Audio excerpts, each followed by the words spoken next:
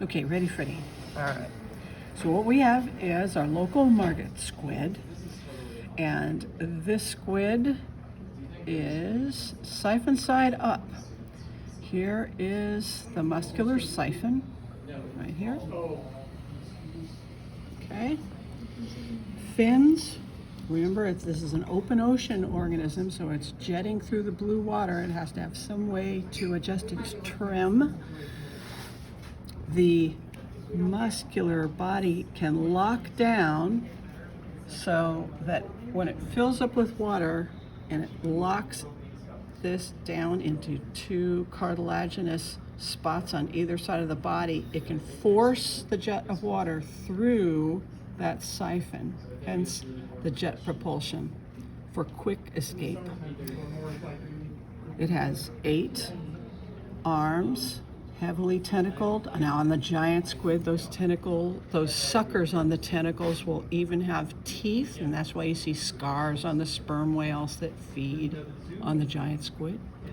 And 2 catch tentacles. So when this guy is attacking its prey out in the blue water, it will snag the krill or shrimp out in the blue water with these 2 catch tentacles that also are suckered at the tips, pull it within the grasp of 8 arms, and then into the waiting mouth that has this parrot-like beak that's heavily muscularized, and behind the beak is a radula.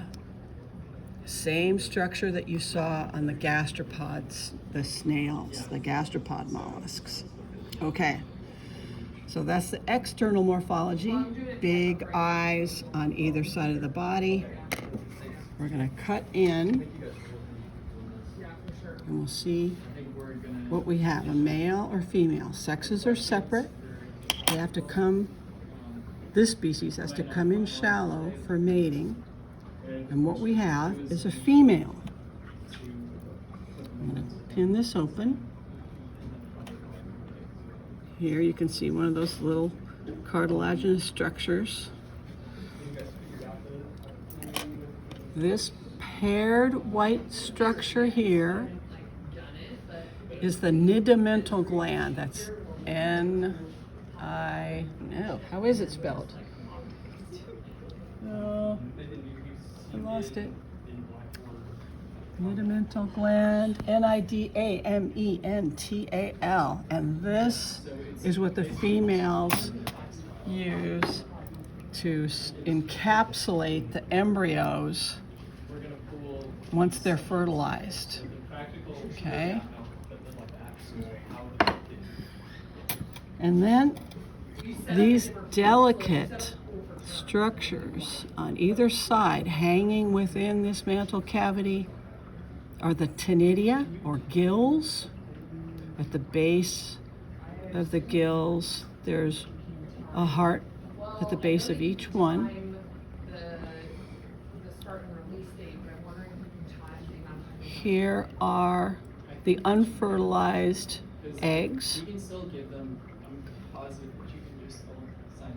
This and this are siphon muscles, and that controls the direction that the siphon is pointing when it's trying to rocket away from predators or rocket towards prey. I'm going to remove, let's show you the large stellate, star-like ganglion, which is one here and one here, and this squid species is used as a model organism for neurophysiology. And I'm going to remove that paired nidamental gland to reveal the digestive tract. So we're going to remove the eggs as well. So we've got the beginning of the digestive tract in through the mouth, past the beak, past the radula, and underneath here, The digestive tract continues, so it's digestive cecum. It loops around and ends in an anus, which is positioned right next to the ink sac. That's this silvery black structure here. And notice that they're both pointed right out where that jet stream of water that would be going right through the siphon. So if you're a predator, you're going to get a face full of ink as well as a face full of feces from the digestive tract. And there's the ink. Can you see that ink? Whoa, there you go.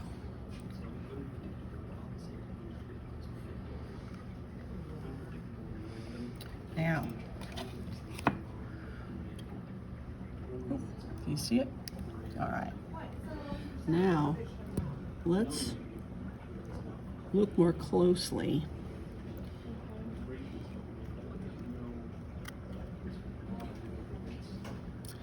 So this, surrounding the beak, this is all musculature. So those are the muscles that run the beak, which is right here, this chitinous beak. It's just like a parrot. It's got an upper and a lower. There's one. There's the other. Oh, and then I think we've pulled out. The radula is next after the beak. Okay. And then the squid brain, which your text says is a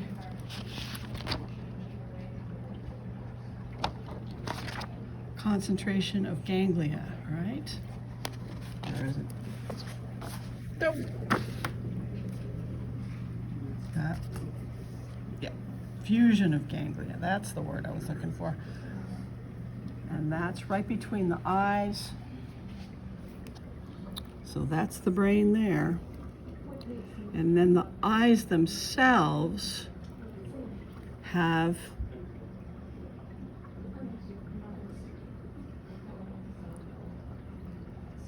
what do you think that is?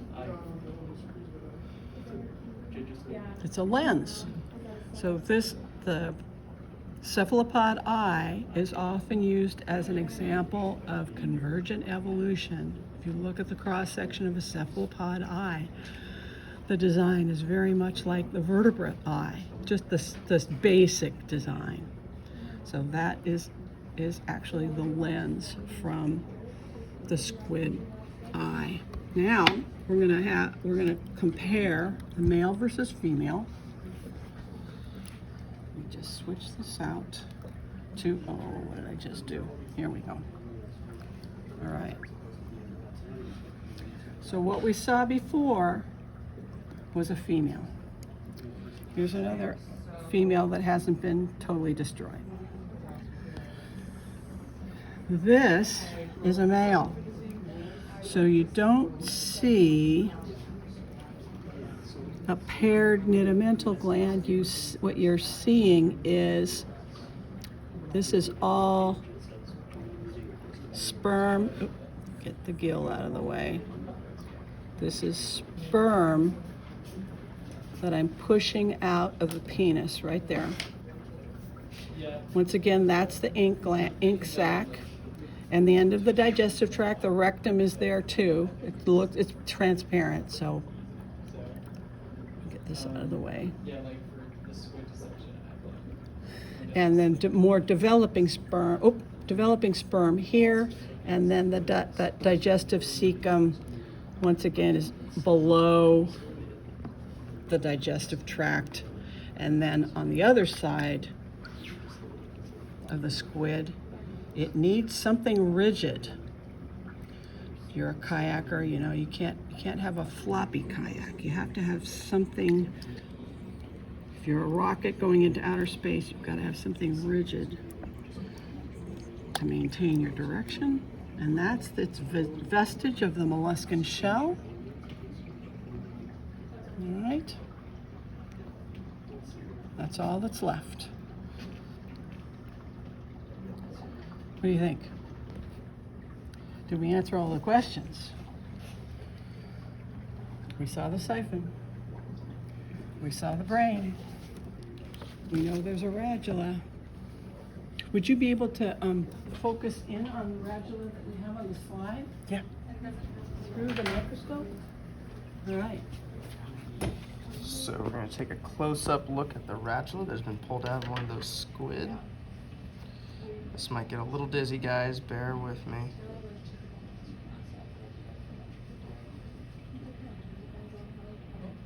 So close, so close.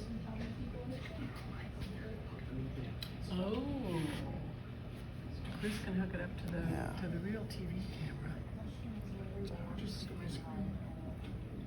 that dialing down? Should we just hand keep? We're gonna hand it over to Chris. Yeah, we're just going to hand this over to Chris. And this does not